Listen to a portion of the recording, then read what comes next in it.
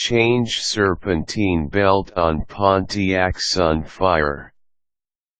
The serpentine belt is a critical piece of hardware for your Pontiac Sunfire. Without one, your sleek shiny car is nothing more than an expensive lump of metal gathering rust by the highway. What this means is that you should regularly inspect the serpentine belt, and replace it if necessary. Thankfully, with the right knowledge and the appropriate tools, you can do it in a fairly short amount of time.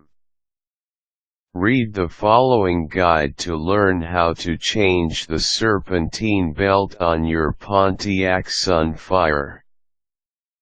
First, be absolutely sure that the vehicle cannot start by accident. Make sure that the keys are not in the ignition, and that it's with you or somewhere outside the vehicle.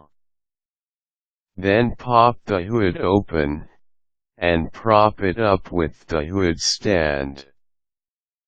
The next step is to find a diagram of the belt routing system.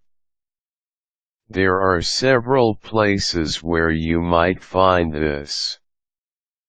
It can be near the belt, on the brace of the engine's front, or underneath the hood.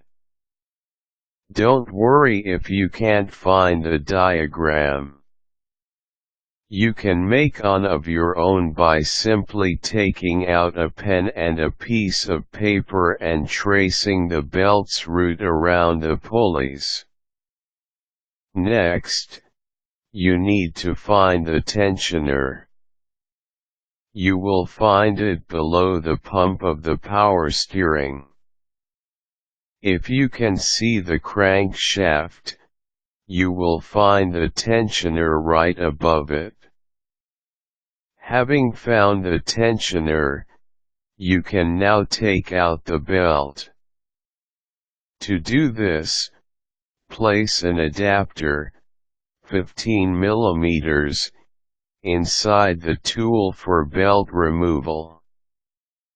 And then, find the bolt's head in the tensioner's center. Put the removal tool on the bolt's head.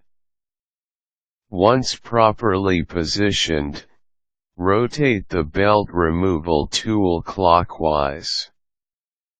This serves to relieve the belt of tension. Alternatively, instead of using a belt removal tool, you can use a ratchet. Take the belt off the pulley for the alternator.